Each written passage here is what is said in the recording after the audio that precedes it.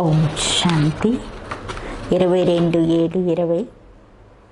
మధురమైన పిల్లలు, మీరు చాలా రాయల్ స్టూడెంట్స్. మీరు తండ్రి, టీచరు, సద్గురు స్మృతిలో ఉండాలి. అలౌకిక సేవ చేయాలి.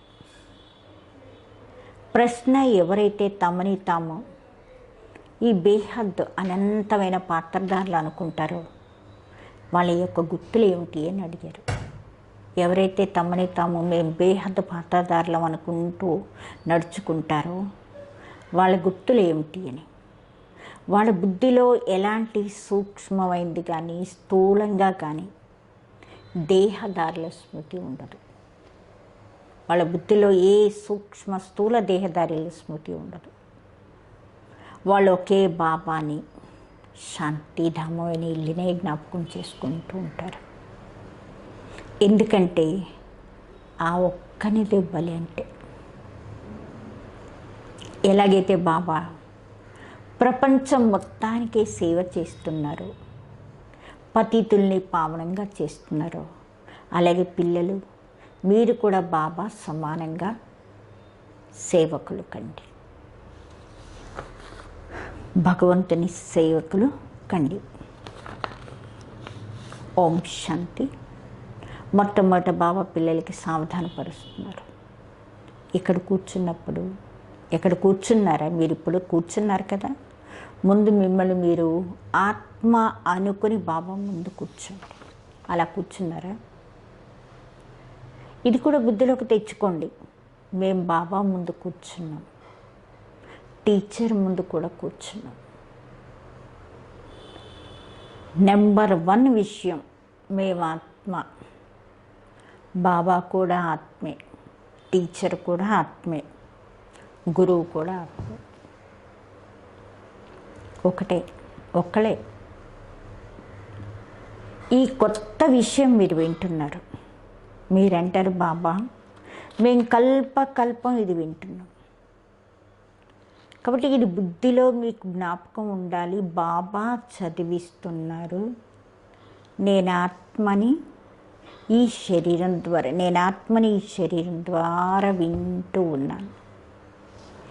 ఈ జ్ఞానం ఈ సమయంలోనే పిల్లలు మీకు లభిస్తుంది. ఉన్నతోన్నతుడైన భగవంతుడి ద్వారా ఈ సమయంలో మాత్రం మీకు లభిస్తుంది.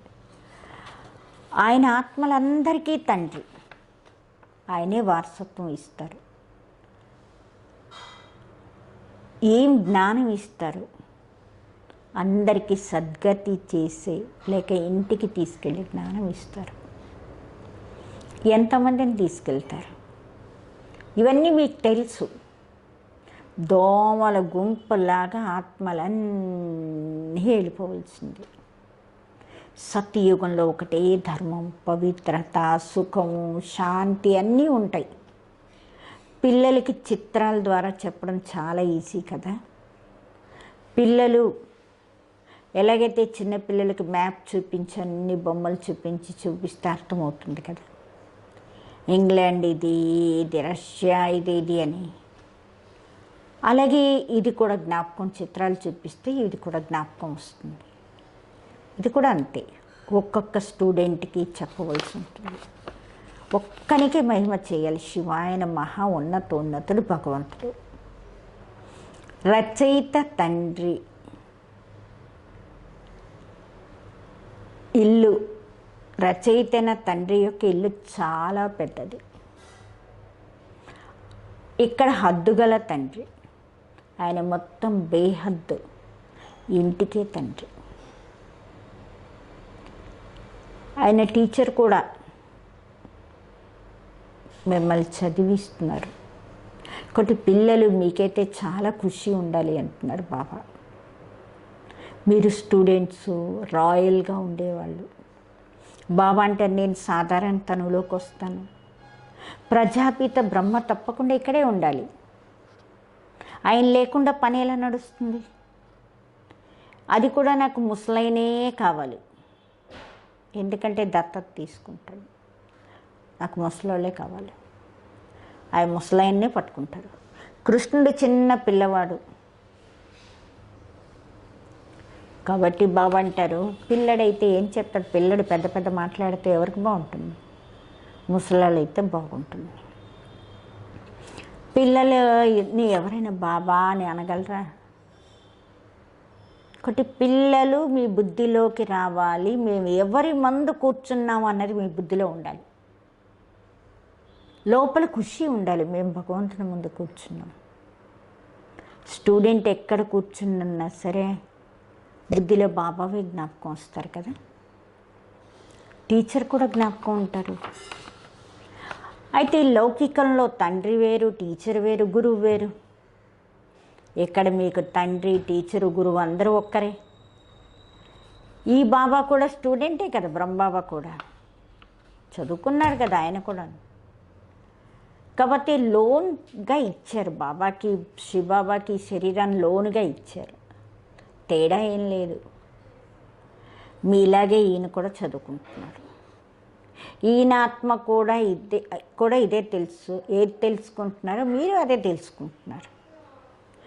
బలి అంటే ఎవరిదంటే శివబాబాది. ఆయనే ప్రభు, ఈశ్వర అంటారు. ఇది కూడా అంటారు మిమ్మల్ని. బాబా అంటారు, ఇది కూడా అంటారు కదా, మిమ్మల్ని మీరు ఆత్మ అనుకుంటే ఒకే పరమాత్మని స్మృతి చెయ్యండి. ఇక సూక్ష్మమైన కానీ స్థూలమైన దేహదారులందరినీ మర్చిపోండి. మీరు శాంతిధామంలో ఉండేవాళ్ళు, మీరు బేహద్ పాత్రదారులు. ఈ విషయాలు ఎవ్వరికీ తెలియదు, ప్రపంచం మొత్తంలో ఎవరికీ తెలియదు. ఇక్కడ ఎవరికి వస్తారో వాళ్ళకి చెప్తూ ఉండండి. వాళ్ళకైతే అర్థమవుతుంది ఇక్కడికి వచ్చిన వాళ్ళకి. ఇంకా బాబా మన సేవలోని సర్వీస్ కోసమే కదా, మన సర్వీస్ కోసమే వస్తారు. కాబట్టి ఈశ్వరీయ ఇక్కడ మనం బాబా సేవలోకి వస్తాము అంటే ఈశ్వరీయ సేవకులయ్యాం. బాబా కూడా వచ్చారు సేవ చేయడానికి. పతితుల్ని పావనం చేసే సేవ చేస్తారు. రాజ్యం పోగొట్టుకున్నారు, మళ్ళీ ఎప్పుడైతే దుఃఖితులైపోతారో బాబాని పిలుస్తారు. బాబా అంటారు, మళ్ళీ ఎవరు రాజ్యం ఇచ్చారో ఆయన్ని మర్చిపోతూ ఉంటారు. పిల్లలు మీకు తెలుసు, బాబా సుఖధామానికి యజమానిగా తయారు చేయడానికి వచ్చారు. ప్రపంచంలో ఇది ఎవ్వరికీ తెలియదు. అందరూ భారతవాసీలు ఒకే ధర్మం వాళ్ళే. ఇది ముఖ్యమైన ధర్మం. అది కూడా ఎప్పుడు ఈ బాబా అంటారు ఆ ధర్మం ఉండదో అప్పుడే వచ్చి బాబా స్థాపన చేస్తారు. పిల్లలకి తెలుసు భగవంతుడు మొత్తం భగవంతుడు ఆయన్నే మొత్తం ప్రపంచం అంతా కూడా అల్లా, గాడ్, ఈశ్వర అంటూ పిలుస్తున్నారు. ఈ డ్రామా అనుసారం కల్పం ముందులాగే బాబా వచ్చున్నారు. ఇది గీత యుగం నడుస్తున్నది. ఇందులో బాబా వచ్చి స్థాపన చేస్తున్నారు. అంటారు కదా, బ్రాహ్మణులే మళ్ళీ దేవీ దేవతలు. బ్రాహ్మణసో దేవత అంటారు, బ్రాహ్మణ దేవత అంటారు. అంటే బ్రాహ్మణులే దేవీ దేవతలు అవుతారు. అంతేగాని బ్రాహ్మణులు క్షత్రియులు కారు. బ్రాహ్మణ దేవీ దేవతాయ నమః అంటారు. ఎందుకు? క్షత్రియులు అయినా సరే 2 కళలు తగ్గిపోతాయి. స్వర్గాన్ని అంటారు కొత్త ప్రపంచాన్ని. త్రేతాన్ని కొత్త ప్రపంచం అని అనడం లేదు. అప్పటికే 1250 సంవత్సరాలు అయిపోయింది. మొట్టమొదటి సతయుగంలో అది పూర్తిగా కొత్త ప్రపంచం. ఇది పాత ప్రపంచం. మళ్ళీ కొత్త ప్రపంచంలోకి మళ్ళీ వెళ్తారు కదా, మళ్ళీ అలాంటి కొత్త ప్రపంచంలోకి వెళ్తారు. మనం ఇప్పుడు ఆ ప్రపంచంలోకి వెళ్తున్నాం. అందుకే పిల్లలు అంటారు, మేము నరుని నుండి నారాయణ అవుతాము. కథ కూడా మనం సత్యనారాయణ కథ వింటున్నాం. ప్రిన్స్ అయ్యే కథ వింటాం లేదు, సత్యమైన నారాయణ అయ్యే కథ వింటున్నాం. అక్కడ నారాయణ్ని వేరు అనుకుంటారు, వాళ్ళేమో నారాయణ్ని వేరు అనుకుంటారు. కానీ నారాయణుల జీవిత కథ ఎవరికీ తెలీదు. నారాయణుడికి జీవిత కథ లేదు కదా. జ్ఞానం యొక్క విషయాలు చాలా ఉంటాయి. అందుకే 7 రోజులు ఇస్తే వాళ్ళకి ఈ జ్ఞానం అంతా అర్థమవుతుంది. 7 రోజులు బట్టీలో ఉండవలసి వస్తుంది. ఊరికే ఇక్కడ బట్టీలో ఉండడం కాదు, ఇలా కొంతమంది బట్టి సాకు చెప్పుకొని లెక్కలేనంతమంది వచ్చేస్తారు. చదువు బాబా అంటారు, తెల్లవారుజామున చదువు, సాయంకాలం ఉంటుంది. మధ్యాహ్నం వాయుమండలం అంత మంచిది కాదు. రాత్రి 10 నుండి 12 వరకు అస్సలు చెత్త టైం. ఇక్కడ పిల్లలు కూడా కష్టపడవలసి వస్తుంది. యోగంలో ఉంటూ సతోప్రధానం కావడానికి కష్టపడాలి. అక్కడ రోజు మొత్తం బాబా అంటారు పని పాటలతో ఉంటూ ఉంటారు. ఇలా ఎంతోమంది ఉంటారు, వ్యాపారాలు అవి చేసుకుంటూ కూడా చదువుకుంటారు కూడా.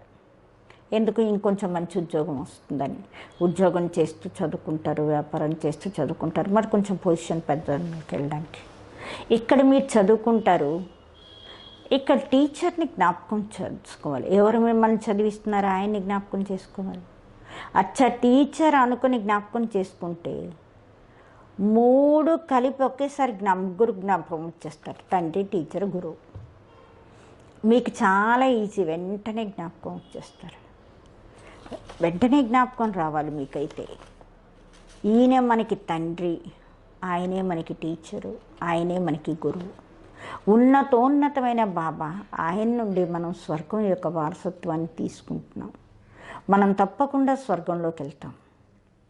స్వర్గస్థాపన తప్పకుండా జరుగుతుంది. మీరు పురుషార్థం దేనికోసం చేస్తున్నారు? ఉన్నతమైన పదవి తీసుకోవడం కోసం చేస్తున్నారు.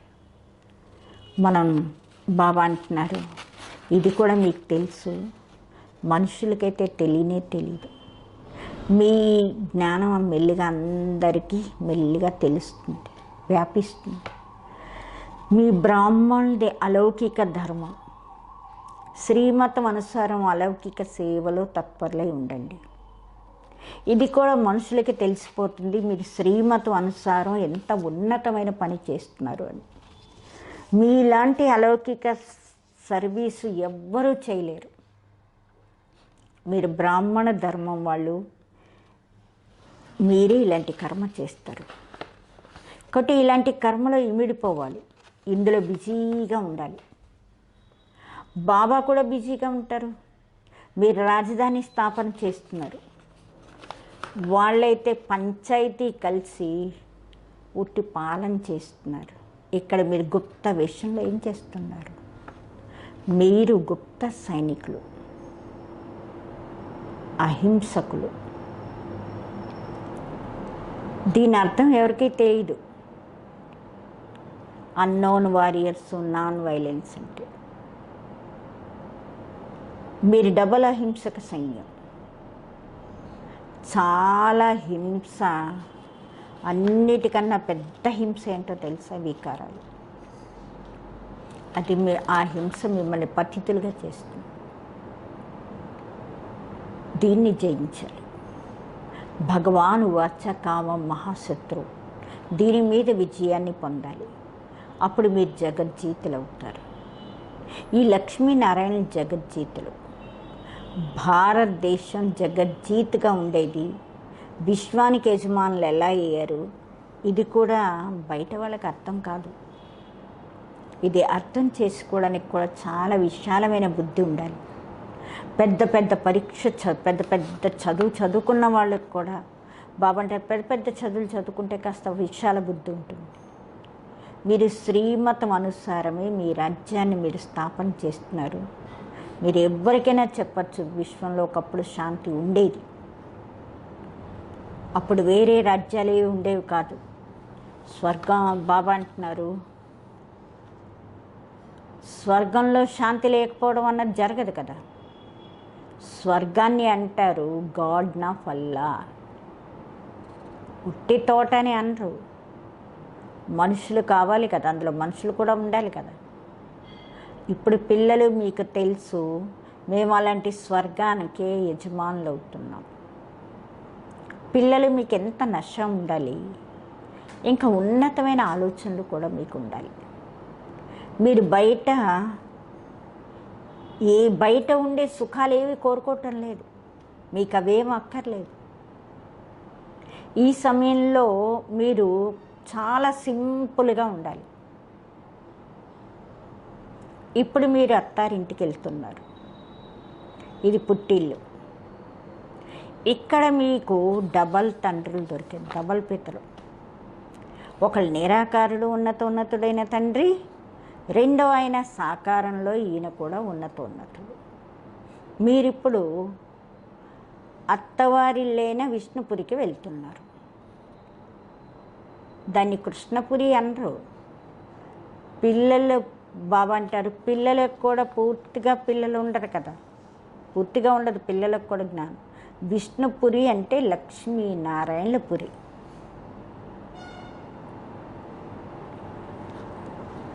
ఒక్క నారాయణదే ఉండదు, లక్ష్మీనారాయణపురి విష్ణుపురి అంటే. మీది రాజయోగం, తప్పకుండా నరుని నుండి నారాయణ అవుతాడు. పిల్లలు సత్యాతి సత్యమైన సేవకులు, భగవంతుని సేవకులు. బాబా సత్యమైన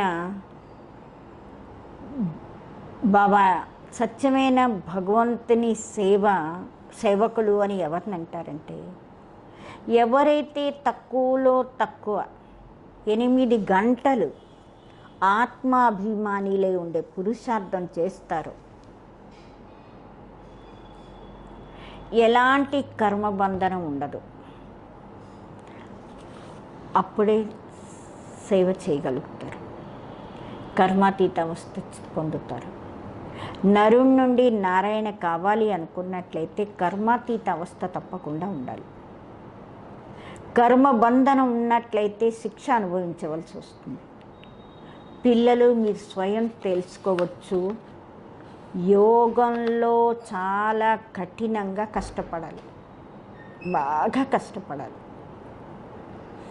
యుక్తి అయితే చాలా ఈజీయే, బాబాని స్మృతి చేయడమే. భారతదేశం యొక్క ప్రాచీన యోగానికి ప్రఖ్యాతి ఎక్కువ. యోగం కోసమే జ్ఞానం అంతాను, అది బాబావి వచ్చి నేర్పిస్తారు. కృష్ణుడు ఏమైనా యోగం నేర్పిస్తారా? కృష్ణుడు ఏమైనా స్వదర్శన చక్రం ఇచ్చారా? ఆ చిత్రం ఎంత రాంగు. ఇప్పుడు మీరు ఏ చిత్రాలతో మీకు జ్ఞాపకం చేసుకోవాల్సిన పని లేదు, ఏ చిత్రాన్ని స్మృతి చేయవలసిన పని లేదు, అన్నీ మర్చిపోండి. ఏది బుద్ధిలోకి వెళ్ళకూడదు, లైన్ క్లియర్గా ఉండాలి. ఇది చదువుకునే సమయం. ప్రపంచాన్ని మర్చిపోండి, మిమ్మల్ని మీరు ఆత్మ అనుకోండి, బాబాని స్మృతి చేయండి, అప్పుడే మీ పాపాలన్నీ నాశనం అవుతాయి. బాబా అంటారు, మొట్టమొదట మీరు అశరీరిగా వచ్చారు, శరీరం లేకుండా ఆత్మ వచ్చింది ఇక్కడికి మొట్టమొదట. మళ్ళీ మీరు వెళ్ళాలి, శరీరం లేకుండానే వెళ్ళాలి. మీరు ఆల్రౌండర్లు, వాళ్ళేమో హద్దుగల యాక్టర్స్, మీరు బేహద్దు యాక్టర్స్. ఇప్పుడు మీకు తెలుసు, మేము అనేక మార్లు పాత్ర వేసాము, అనేక మార్లు మీరు బేహద్ యజమానులు అయ్యారు ఈ బేహద్ నాటకంలో. తర్వాత చిన్న చిన్న నాటకాలు అనేక సార్లు నడుస్తూ ఉంటాయి, అనేకం నడుస్తాయి. సతయుగం నుండి కలియుగం అంతిమ వరకు ఏం జరిగిందో అది మళ్ళీ రిపీట్ అవుతుంది. పైనుండి అంతిమ వరకు మీ బుద్ధి మొత్తం, పైనుండి మొత్తం అంతిమ వరకు మీ బుద్ధిలో ఉంది. మూలవతనం, సూక్ష్మవతనం, సృష్టిచక్రం, బస్. ఇక వేరే ధామాలతో మీకు పని లేదు. మీ ధర్మం చాలా సుఖం ఇచ్చేది. దాన్ని ఎప్పుడు సమయం వస్తుందో బాబా అంటారు, వాళ్ళది ఎప్పుడు సమయం వస్తే వాళ్ళే వస్తారు, వాళ్ళ సమయంలో వాళ్ళకి ఎందుకు దిగుతారు. నెంబర్ వారిగా ఎలా వస్తారో అలాగే మళ్ళీ తిరిగి వస్తారు. ఇంతకుముందు ఎలా వచ్చారో ఎన్ని ధర్మాల వాళ్ళు వాళ్ళ టైముల్లో అలాగే వస్తారు. మనం వేరే ధర్మాలని ఏం వర్ణన చేస్తాం? మీరిక్కడ ఒక బాబాని స్మృతి చేయాలి. చిత్రాలు అవి అన్నీ మర్చిపోయి ఒక బాబాని స్మృతి చేయండి. బ్రహ్మ విష్ణు శంకరులను కూడా వద్దు, ఒక్కళ్ళనే. పరమాత్మ వాళ్ళైతే అనుకుంటారు పరమాత్మ లింగరూపం అని, ఇప్పుడు లింగం లాగా ఏదైనా వస్తువు బాబా అంటున్నారు ఎలాగ ఉంటుంది, ఆయన ఎలాగ లింగం కూర్చొని ఎలా జ్ఞానం వినిపిస్తారు, ఎలా అవుతుంది, అది అయ్యే విషయం కాదు కదా. ప్రేరణతో ఏమైనా లౌడ్ స్పీకర్ పెడతారా, మీరు వింటారా? ప్రేరణతో కూడా ఏం జరగదు. ఇలా కాదు కదా శంకరుడు ఏదో ప్రేరకుడు అని. బాబా అంటే ఈ డ్రామా ముందు నుంచి ఫిక్స్ అయి ఉంది, వినాశనం కావాల్సిందే. ఎలాగైతే మీ ఆత్మలు శరీరం ద్వారా మాట్లాడుతున్నారో అలాగే పరమాత్మ కూడా పిల్లలతో మాట్లాడతారు. ఆయన పాత్ర దివ్యమైంది, అలౌకికమైంది. పతితుల్ని పావనంగా చేసేవాళ్ళు ఒక్క బాబావే. అంటారు నా పాత్ర అందరికన్నా అతీతంగా ఉంటుంది, వేరుగా ఉంటుంది. కల్పం ముందు ఎవరు వచ్చారో వాళ్ళే వస్తూ ఉంటారు. ఏదైతే జరిగిపోయిందో డ్రామాలో ఇందులో కొంచెం కూడా తేడా అనేది రాదు. మీరు పురుషార్థం యొక్క ఆలోచన పెట్టుకోండి, చింతన పెట్టుకోండి. ఇలా కదా డ్రామా అనుసారం మాకు తక్కువ పురుషార్థం నడుస్తుంది కాబట్టి ఈ పదవి కూడా చాలా తక్కువగానే పొందుతాము. బాబా అంటున్నారు పురుషార్థం స్పీడ్గా చేయండి, డ్రామా మీద వదిలేయకండి. మీ చార్ట్ను చూసుకుంటూ ఉంటే పెంచుకుంటూ ఉండండి. నోట్ చేసుకోండి, మా చార్ట్ పెరుగుతున్నదా లేదా, తక్కువ కావటం లేదు కదా. చాలా జాగ్రత్త ఉండాలి, టెన్షన్ ఉండాలి. ఇక్కడ మీది బ్రాహ్మణుల సంగత్యం, బయటికి వెళ్తే అన్నీ చెడు సంగత్యాలు, అందరూ ఉల్టా చెప్పేవాళ్ళే. ఇప్పుడు బాబా మీకు చెడు సంగత్యం నుండి బయటికి తీశారు.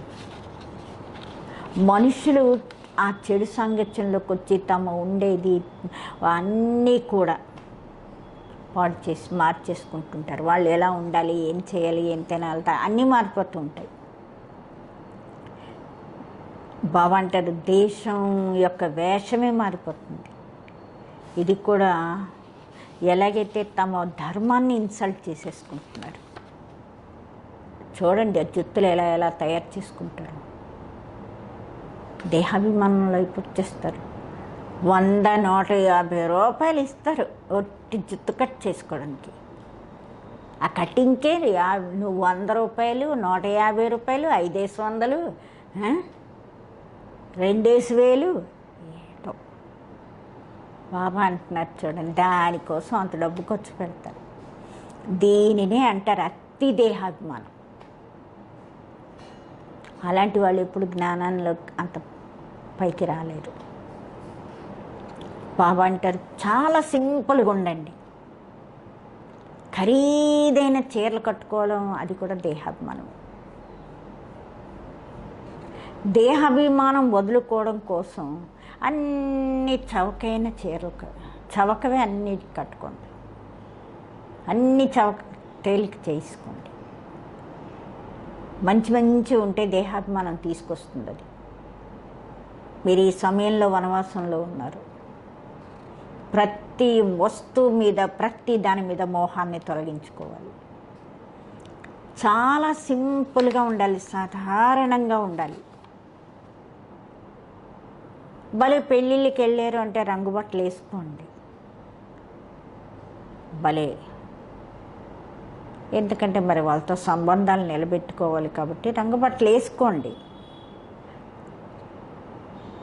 ఎందుకంటే మరి సంబంధాలు నిలబెట్టుకోవాలి కాబట్టి. మళ్ళీ ఇంటికి వస్తే ఏం చేస్తారు, అవి తీసేస్తారు. మీరు ఈ ధ్వని నుండి కాస్త దూరంగా ఉండాలి, శాంతంగా. వానప్రస్థీలు ఎప్పుడు తెల్ల బట్టలే వేసుకుంటారు. మీరు ఒక్కొక్క చిన్న పెద్ద అందరూ వానప్రస్థీలే. చిన్న పిల్లలకు కూడా శివబాబా స్మృతి తెప్పిస్తుండండి. బాబాని జ్ఞాపకం చేసుకో, బాబాని జ్ఞాపకం చేసుకొని. ఇందులోనే కళ్యాణం ఉంది. బస్ మనం ఇప్పుడు వెళ్ళిపోవాలి శివబాబా దగ్గరికి. అచ్చా मीठे मीठे सिखलदे बच्चों प्रति माता पिता बाप दादा के याद प्यार और गुड मॉर्निंग। रूहानी बाप की रूहानी बच्चों को नमस्ते। हम रूहानी बच्चों की रूहानी बाप दादा को याद प्यार गुड मॉर्निंग और नमस्ते। ధారణ కోసం ముఖ్యసారం, సదా శ్రద్ధ పెట్టండి. మా నడవడిక దేహాభిమానం ఉండేటట్లు లేదు కదా. ఎప్పుడు అటెన్షన్ పెట్టుకోండి. మాదే దేహాభిమానం లాంటి నడవడికైతే మాది లేదు కదా. చాలా సింపుల్గా ఉండండి. ఏ వస్తువు మీద మమత పెట్టుకోకండి.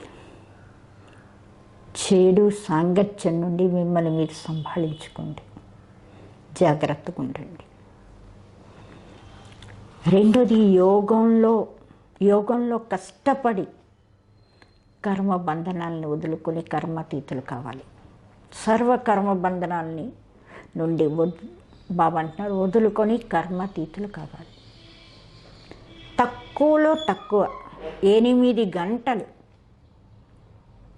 ఆత్మాభిమానిలే సత్యాతి సత్యమైన భగవంతుని సేవకులు కావాలి. కనీసం తక్కువలో తక్కువ 8 గంటలైనా ఆత్మాభిమానిలే సత్యాతి సత్యమైన భగవంతుని సేవకులు కావాలి.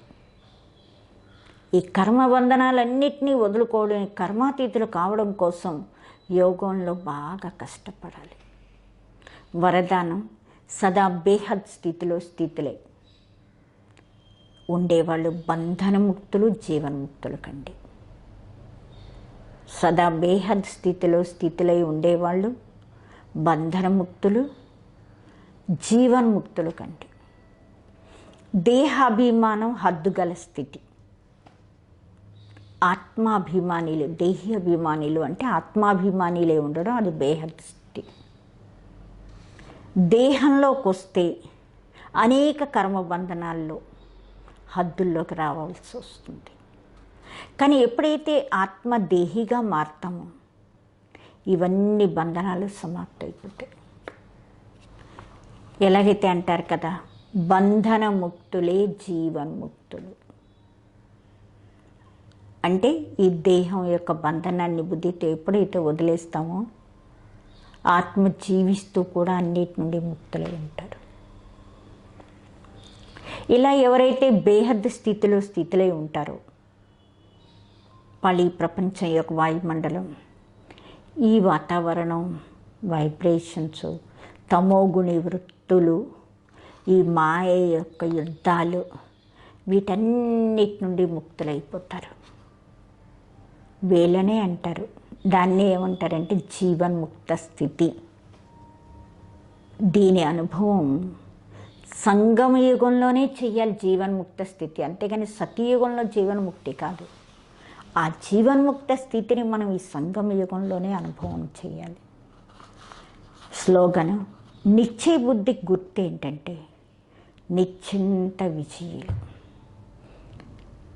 ఇంకా నిశ్చింతగా ఉంటారు, ఫిక్స్. వాళ్ళ దగ్గర వ్యర్థం రాదు. వాళ్ళ విజయం ఫిక్స్ అయిందని నిశ్చింతగా ఉంటారు. వాళ్ళ దగ్గరికి వ్యర్థం అనేది రాదు. అదే నిశ్చయ బుద్ధి గుర్తు. మేము విజయులము అనే నిశ్చయంతో నిశ్చింతగా ఉంటారు. వాళ్ళ దగ్గరికి వ్యర్థం అనేది రాదు. ఇదే నిశ్చయ బుద్ధి గుర్తు. ఓం శాంతి.